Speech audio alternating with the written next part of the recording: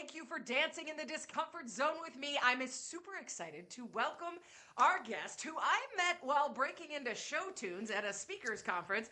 Courtney Clark is the luckiest unlucky person in the world. After witnessing the terror attacks of September 11th from her office, just 18 blocks north, she thought she had escaped unscathed. But she had no idea that the events of 9/11 would cause her to develop cancer for the first time a few years later. She has since had it 4 times, but she has learned so many lessons and is passing them on to people and helping them to live a life that's more enjoyable and taking advantage of everything that's there. And so we're going to talk to her about her experience, but also her experience on that she wrote about in her recent book with her research around not giving up or giving up when the time comes. So, Courtney from Austin, Texas, thank you for joining us today. I'm so excited. Can't wait to break into show tunes. Right? It's what we do. So yeah, if y'all don't like show tunes who are listening, you might as well just hang up on this one because I had a dream. Here we go. All right, so Courtney, tell me a little bit about your experience and how you came to your area of expertise that you speak on, because you speak on similar things as me, like change and, how do we get through it? How do we live a better life? All that stuff. So how did you end up here? I stumbled into my career by accident, like I think most people do. I thought I was going to be a stage performer on Broadway, went to New York and studied musical theater at NYU. And I realized my senior year, I love performing, but I hate the life of a performer. Mm-hmm. I remember where I was walking down the street and I had this thought. I went, I don't want to be famous. I want to be important. And that's different in a way that, I couldn't quantify when I was in 9th grade and making my life plan. And spoiler alert, all of this is going to come back around in the research that I'm doing today, decades later. But I realized then that okay, fame and importance are actually 2 different things. And I felt as an actor, you're kind of disposable, you're replaceable. Mm-hmm. And I wanted to be important. And so I went into a career in marketing and PR, and I was working my first job in Lower Manhattan. I graduated from college in May of 2001 and started my first job, and that is where I was September of 2001.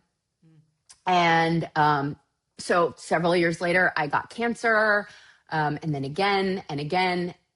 But if it hadn't been for the cancer, Anne, they wouldn't have found the brain aneurysm that was about to hemorrhage. I know.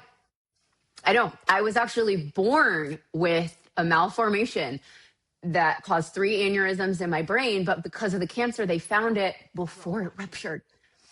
Wow. Yeah, I know. So, and so a lot of people would sort of encapsulate that as whoa, everything happens for a reason. My take on that was that's a little too simple, because by that time I had already met a lot of folks who had cancer. I mean, most of us know someone who has. And I just realized I can't be so trite as to be everything happens for a reason. It all turns out for the best, because sometimes it doesn't. And that's when I started doing my research. And it's so interesting because it seems like at this moment, a concept that I've been thinking about lately a lot is that the duality and things that occur at the same time, where it's yes. Yeah, sure, things happen for a reason and sometimes they don't. And these things kind of, and so when we just drop it into a quote and everything happens for a reason, it does take a lot out of this. Yeah. Yes. And so what I realized, and by the way, what I say to people who say, oh, everything happens for a reason, I say, well, that's not my experience. But what I do believe is that it's our job to make meaning out of it on the back end. So not that it happens for a reason, but that we have the responsibility to make meaning out of it on the back end. That's how I kind of go one step further than that. Yeah. But what I discovered really quickly in my research is I don't believe that resilience comes from positivity. wrapping everything up in a tiny bow with a little saying. I believe that resilience comes from adaptability, not positivity. And when I looked at it that way, everything that I had been through made so much more sense. That it's not about always looking at something from the bright side and just like finding the good in it and making something out of it. Like sometimes it's really hard. It just sucks. Yes. And so and also if you act like, well, it's all about positivity, then if you're not feeling positive, then you might be like, I'm a loser, I don't deserve to feel good. But positivity comes later. Adapting is what comes first. It's not positivity, it's adaptability. And if we can nail that, which is a behavior, not an emotion, so we're more in charge of it, that's where the key comes. Now the key comes in. Yeah. So how would you define adaptability? Like, what does that mean to you? And what does that mean as far as behaviors? That's different than just putting a smile on your face. Right. So adaptability really just means being willing to change. And for me, that comes from figuring out a new way when the old way isn't working anymore, isn't available anymore. So for me, think about how many times I just did that in my first 30 years of life of like, oh, I don't actually think that being an actor is what's going to get me to my goals. Oh my gosh, I have cancer. That led to a divorce. That, I changed careers, like all of these things multiple times. And I think we all face that. You don't have to have had cancer or brain aneurysm. We all know what it looks like to be stuck at an obstacle and be like, well, I could stand here for the next 5 years. And some people do. Oh, guess what my research showed about the numbers of people who do? Yes. There were a lot. About 67% of people said that they would not abandon a goal even if they knew it was no longer achievable. This is impossible, and 67%, that is a lot. Well, think about it. Well, compare it to another statistic that we learned. 71% of working Americans were taught to never, ever, ever give up on a goal, no matter what. Right. Well, yeah, I mean, we've all heard it. We've heard it over and over. Right. Don't give up. Quitters never win. And so there are a lot of reasons that we found that people feel like they should not give up on a goal, whether they felt like they'd be letting themselves down, that they'd be letting other people down, that, if they did, they would not be successful. But the research is very clear. People who know when to persevere and when to pivot are more successful than people who only use the perseverance tool. It's a good tool. Yeah. But we're bringing in both sides. It can't be the only tool in your toolbox. Yeah. Well, and the wording you use when you're talking about the definition of adaptability and sort of what that means to you, the word that you use that I love is that you are willing to change, which is exactly this thing. When 67% of people are saying, I don't quit ever, I never give up, no matter what, even if I know I'm never going to be successful, like that blows my mind. But it's that willingness to say, I need to do something different here. So yes. Who did you do your research on? Like who were your subjects? So all working Americans, we cut across all demographics, age, gender, race, industry, where they live in the country, because we wanted to get a really good sense of how does this break down. So there were like interesting generational differences and gender differences that showed us some really cool things about how I think we can increase adaptability. Okay, so hit me with some of those. So hit me with some of the generational differences, because I think that's a place where people have a lot of impressions, but not a whole lot of data. you know? Yes. So we weren't surprised that the older you are, the more positively you viewed grit, stick-to-itiveness. That tracked with some earlier research that my research team and I did, showing that the older you are, the harder it can be to let go of the plan. So And that part, do you think that's generational or age related, like life phase? You know what I mean? both. It Okay. seems that it seems like it might be both.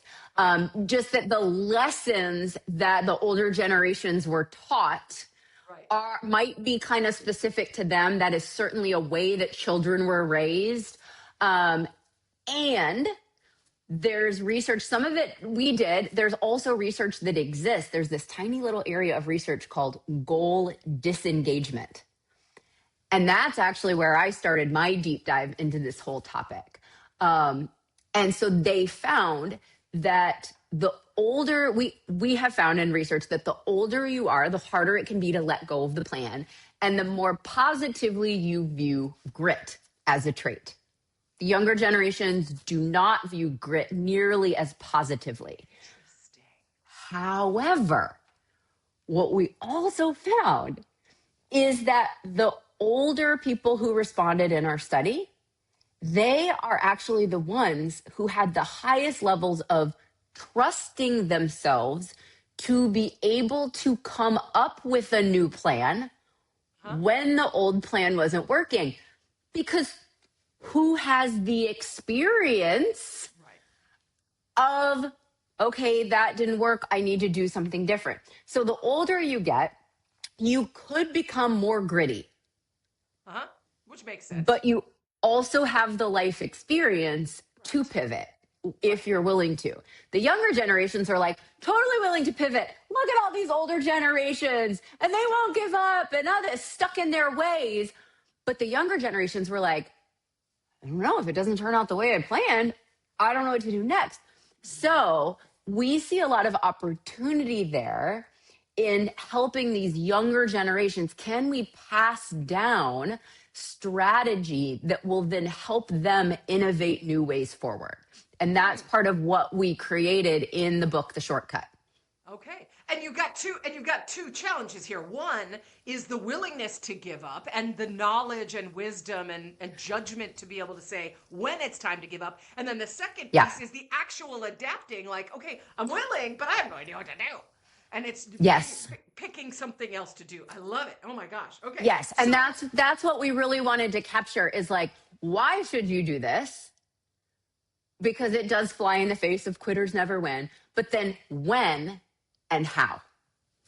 Yeah, right, exactly. So before I move on to the when, because I think that's always a key point when we're juggling two, give up or not give up. Okay, I see the benefit of both. How do I know when? Yep. Before we get there, you earlier said 67% of people in your research study were not willing to abandon the goal, even when they knew that they were not going to win.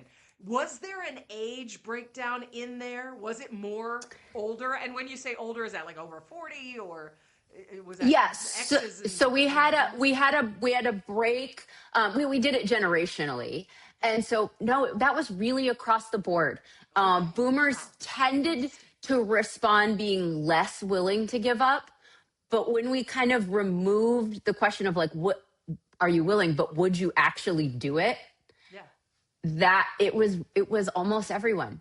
I would say that men were a little grittier than women overall. And they also reported that they admired people who were gritty over people who were flexible at higher rates.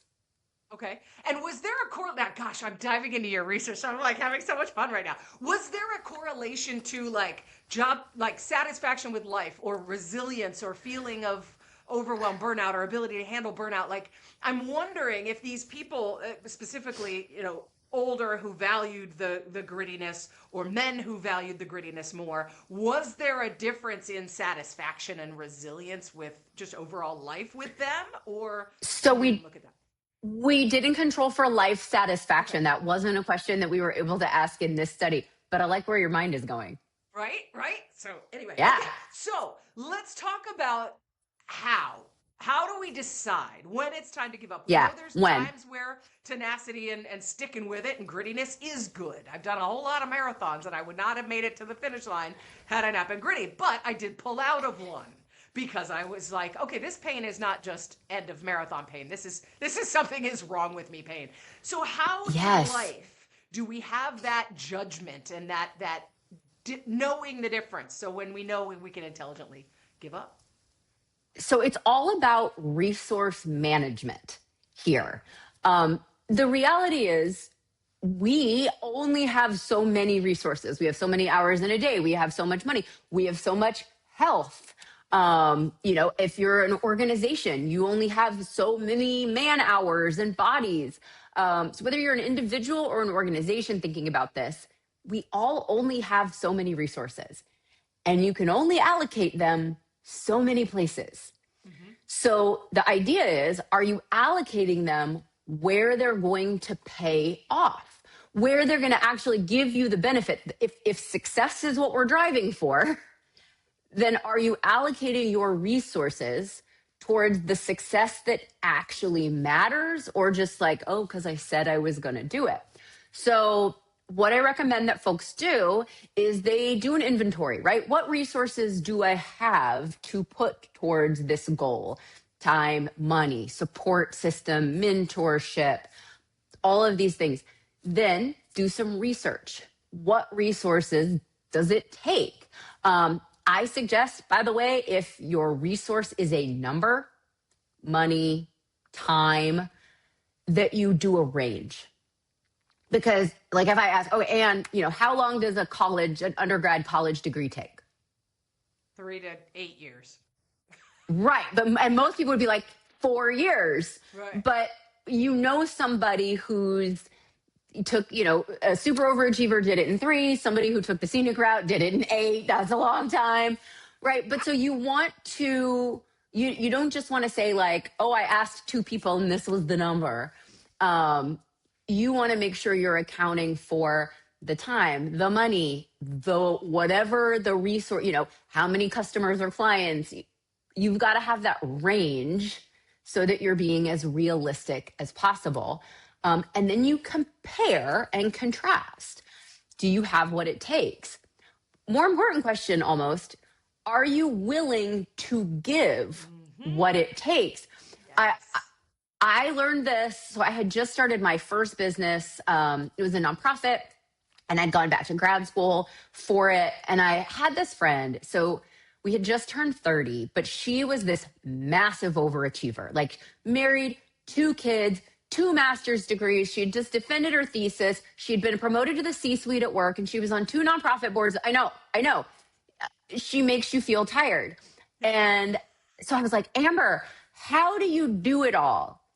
And she said, every yes is a no to something else. Every time I say yes to something, I know that I'm saying no to something else. And I may not even know what that no is going to be to until I've already made the commitment. Yeah. So I always think like every pursuit has a price. Yeah. Everything that you commit to, you're not doing something else. Even the people who would tell you they never give up and they've achieved super high levels of success, they gave up something else. They might have given up a relationship. They might have given up with the kids. Dinner at home with the kids, a different career path that might have been more lucrative, but maybe less personally rewarding. So every yes is a no to something else. Yeah. And so that's why I say this is about resource management. Like you can't do everything. You can do a lot of things, but if you try to do everything, you're probably going to do nothing. Right. Because you've spread all your resources really, really thin. So if you look at the people who have achieved really high levels of success, and they'll tell you like, I never gave up. Well, never giving up on that meant having to give up on other things. And it's just the trade-off. I love It's that. just the trade-off because we're all human. And I love that mindset of every yes is a no somewhere else, because I think that's really important to keep in mind. And sometimes the no is like, heck yeah, I'm saying no to that because I don't want that. Great, awesome. Right. You know, like you, and literally I made the same as senior in high school, made the same decision you did. I want to perform. I don't want to have the life of a performer. And I went towards education. I went in a different direction. And that was saying, hey, here's what I want. Here's what I don't want. I'm saying no to that life. I'm saying yes to the white picket fence and the dog and the kids and all that stuff, which didn't work out anyway, but whatever. So, but knowing that, and anybody who's ever overextended themselves, and burnout is a massive problem right now. Everybody's overextending themselves because it's so easy to say yes. And because we're told you can have it all. Right. You can have it all if you just work for it and you have the right attitude. So that is where, if the resources, if doing the inventory and comparing and contrasting the resources, if that doesn't catch you, there's one more fail safe. And that is benchmarks. You got to set benchmarks to monitor your progress. Are you making the progress you should be making? Yeah. What I highly recommend is that folks set benchmarks before they start moving towards a goal, because your brain has two different modalities that it uses towards goal pursuit. So you have evaluative mindset and then implementation mindset. And once you move into implementation mindset, it does not want to stop. It does not want to be evaluated. It's like, I describe it as like the Energizer bunny from those commercials. Like it just keeps going. And this is how sunk cost fallacy. This is the cause, is implementation mindset. Because once we're implementing, we can't go back and evaluate realistically. So do as much evaluation as you can. Set those benchmarks. I will have achieved this by this. Again, this is where mentors and pals, the other people come in and they help you. You've done your research. So you're like, okay, I will know I'm being successful if, right? If you are failing organic chemistry freshman year of college, you may not be a candidate for med school. I don't know, but if you fail all your science classes, there's some benchmark there. And so that where it's like, you should reconsider. We all have a version of that on the path, right? If I haven't booked these clients, if we haven't had this level of growth as a company, then we need to reconsider. Because if you don't set those benchmarks before, once you're on the path, once you're in implementation mindset, you're going to have excuse after excuse of why you don't want to stop and evaluate. You got to build those fences in for yourself beforehand. Right. And building those benchmarks kind of give you those moments to reevaluate. Let me have, I get to that moment. It's like, okay, I already planned that part of implementation is reevaluating at that benchmark. Yes. Point. And you're not giving up because you're a quitter. You are reevaluating because it's the right thing to do. I love it. And you're moving forward with intention. Now, it sounds like boundaries and being willing to say no is a big part of this whole process, and being willing to let some people down. I know several times as I've, said no to commitments that were a no for me because it was a yes somewhere else. I've let some people down and I've disappointed them. I never, I'm not reneging on responsibilities, but at the same time, sometimes I am. Because sometimes I get off the road and I had dinner plans with somebody and I'm like, you know what? And this is a very small, low stakes example, but it's like, what I need to do to say yes to me right now is to say no to this. And so talk to me a little bit about boundaries and about saying no and about that willingness to do that uncomfortable thing of giving up or closing it out. So a lot of what we found in this work is about transferring your vision from the little picture to the big picture. So feeling like you've let somebody down or let yourself down, that is actually temporary.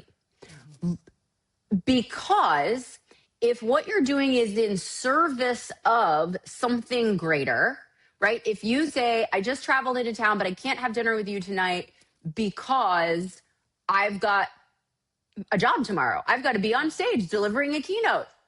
This happens to me a lot. I'm tired. Then the purpose makes sense. So I'll use me for an example. I have overcommitted with volunteer work right now. And I have said yes to things this year. I have said yes to things because I don't want to let somebody down. And you know what I've done? I've let them down because I'm too busy. Yep. And I overcommitted. Even me doing this research that I do about every yes is a no to something else. I did it because I'm human. And so it would have probably been better to let them down a little bit at the beginning. Yep. Then let them down later down the line when the stakes are higher. And so much of this work is about not feeling like I have to be a superhero. I have to say yes to everything and accomplish everything. It's like, no, I have to accomplish the things that matter, that I decide matter, that my boss decides matter. That's so it's not, yes, boundaries and letting people down, but don't think of it as I just have to be willing to set boundaries and let people down. It's more like, no, I have to not let people down with bigger stakes down the line so that I'm letting someone down, but this is small stakes. Yeah.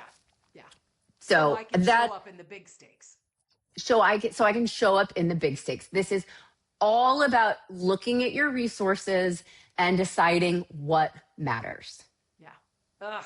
So important. And in today's world, and this is a question I've asked not a lot of guests, but several guests in this area of trying to figure out how we run our lives and our priorities.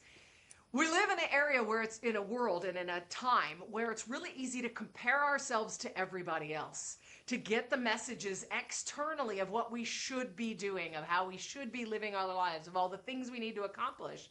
And, it's unrealistic to try to keep up with anybody because we've got to live our own lives. So what insights do you have about that, about being able to close the door? I always call it closing the door and sit in a dark room and say, who am I? What is right for me? And how do I want to live my life? Because nobody else is going to do that for me.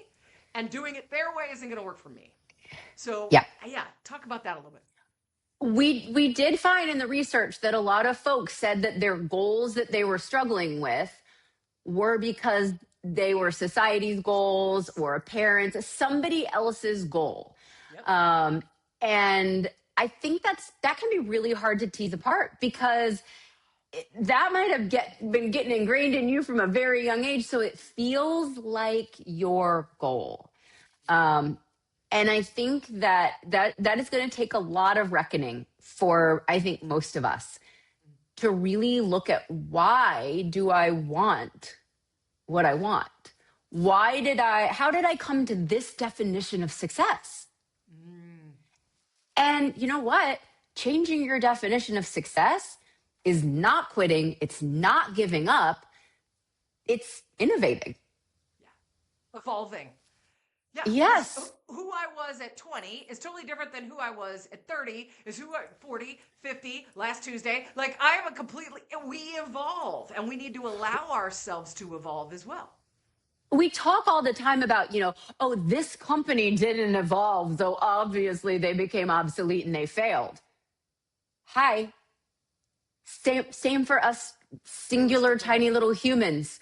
Yeah. That if we don't innovate and evolve our ideas of success, we are obsolete.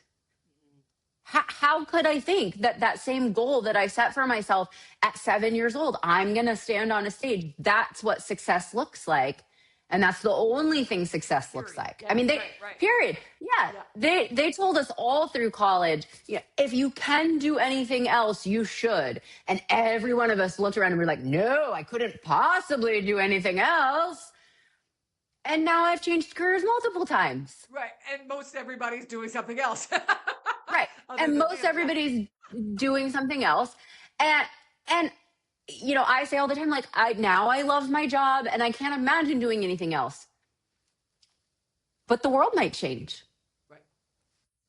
I might feel differently, or it might not be my choice, but I might have to evolve. I just don't know.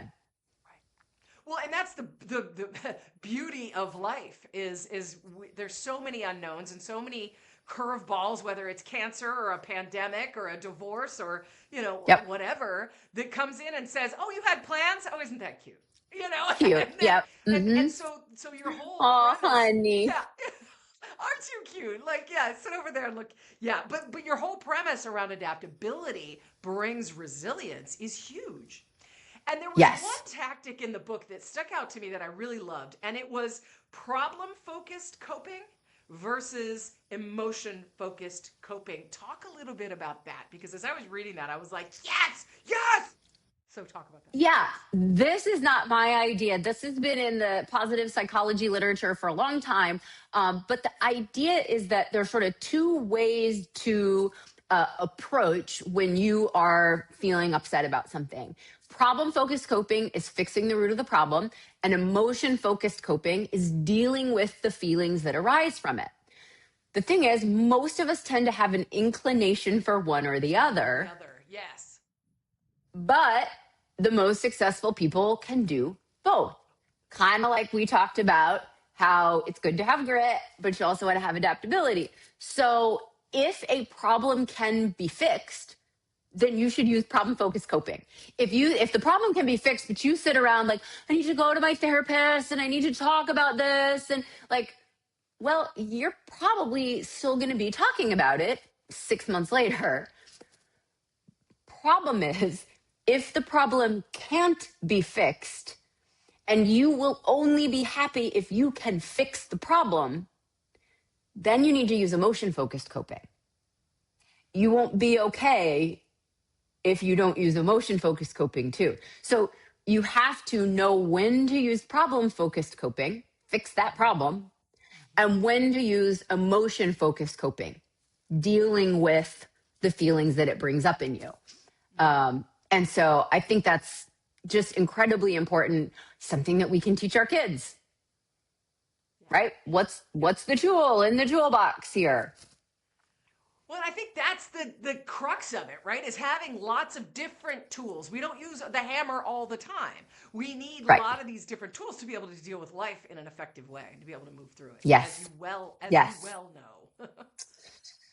Been there, got the Yeah. toolbox. Yeah. So in this book, The Shortcut, you start the book by rewriting the old tale of the tortoise and the hare. So why did you choose to do that? Like, and talk to me a little bit about what the new version is and how it relates to all this, because it was really fun. Yeah. It's fun to read. The idea of the story came to me way later. I had done the research and I was planning to sit down and write the book, and all of a sudden the story popped into my head and I went, slow and steady doesn't win the race anymore.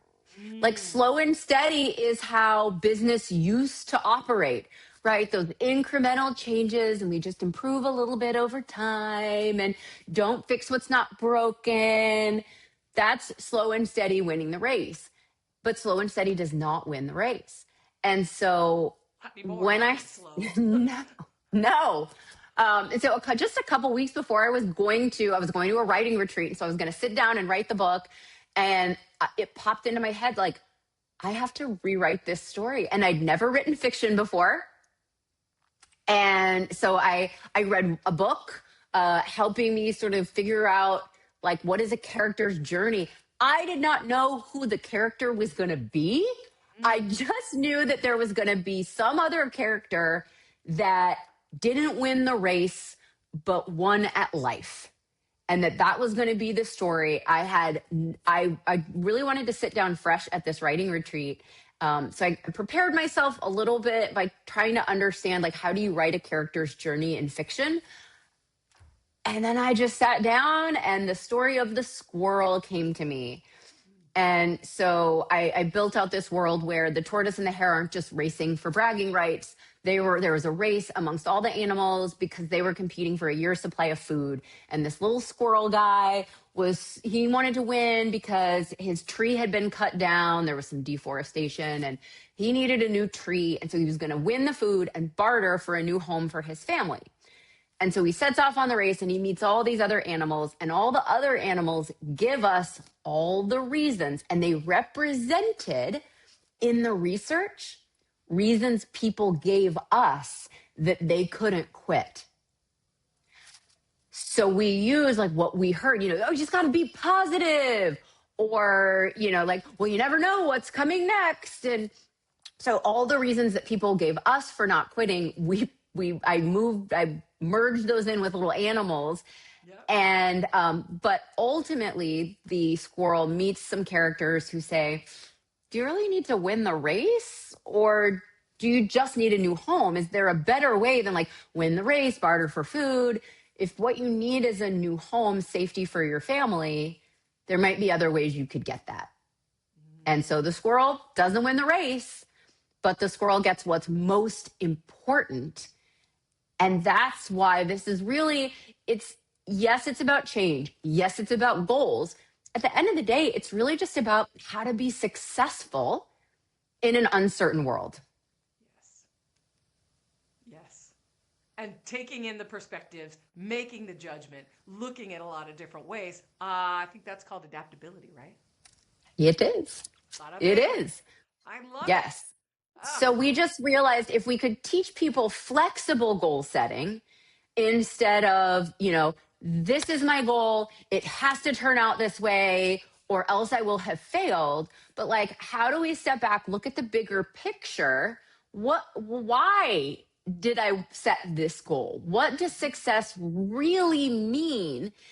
And then if you can do that. So if you think back to baby Courtney, realizing I don't want to be famous. I want to be important, right? I want to walk into work and have people be like, thank God you're here. We couldn't have done it without you. I've now built a career that actually also is on stage, but people are grateful that I'm there. I don't feel replaceable. And so I think all the way back, I had no idea what was coming. Most of us didn't at that time in our lives, but it's come full circle for me that so I call this the difference between a goal and a plan. A lot of what we call a goal is actually a plan. And you can tell the difference if there's just one path to get there. If it's like, okay, and then step A will happen. And then when that's done, step B and then C, that's a plan. Yeah, a goal is a bigger picture. It's like, think vibe. It's like the kids say today, right? It's a value. It's an ideal. It's a purpose. Like big picture. What is it that you're going for? And then you build, I call these parallel plans. They're not backup plans. Parallel plans to get you there. And that's how we turn, like, I feel okay with the idea of adaptability, because we did actually find in our research that the vast majority, like 98% of people loved the idea of adaptability. They rated it very highly. Second on a list of what are all the traits you need to be successful. Adaptability was right up at the top. Wow. At the bottom were behaviors of adaptability, like coming up with new plans, letting go of goals that aren't working out. So people love the idea. We think that we're adaptable because we're okay. We're like, I'm okay with change. That sounds fine. Everybody else isn't okay with change. I'm okay with change. But in reality, we all have the same gap of adaptability sounds good, but then in practice, we don't want to do it. And this is how we close that gap, showing people that there have to be multiple plans to reach a goal. And then no favorite children here. Any one of these plans You might will need to get us jump there. to a parallel plan. Yeah. Oh, yeah. And often a combination of parallel plans. So like if you said, oh, my goal is to save $10,000 this year. Well, that's actually a plan. But if you realize my goal is financial security, then it's like, okay, I'm going to save $10,000. I'm going to cut back on spending. I'm going to understand my budget better. I'm going to hire a financial managed planner. You know, I'm going to start a side gig, maybe earn some extra income. Like you've got all these parallel plans. You can lean heavy into one and then maybe another, or you can deploy all of them at the same time. And then at the end of the year, if you've only saved $9,500, womp womp. If you were just doing that one thing, you would be like, oh, I failed. Yeah. But if you were doing everything else, well, maybe you cut your spending way more than $500. Maybe your financial planner helped you invest and you made a bunch more money, or your side gig or whatever. So you are net positive. Yeah. So you achieved your goal and then some, but you had to step back and see it from a bigger picture. I love it. And that sounds like there needs to be a little adaptability in the goals too, because life happens, right? And yes, that's flexible goal setting. That's if you say, I'm going to save $10,000 and then you have an unexpected surgery, you can like try and have as good an attitude as you want, but like that's reality. Yeah. And it shifts. I love it. Yeah. Wow. All right. The Shortcut is the book. It is out and available now. Yeah. Courtney Clark, where can people get in touch with you? And not Courtney Cox, by the way. Courtney Clark. That's right. People get in touch with you? So I recommend, if this sounds like an idea that you want to learn a little bit more about, you can get a free chapter of the book. Just go to shortcutbook.com and download your free chapter right there. And all my contact info is on that page too. So go to shortcutbook.com and check it out.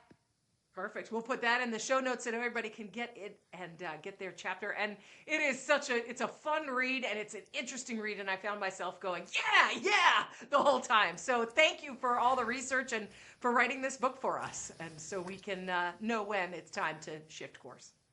I wrote it for me and for all of us who have been told quitters never win.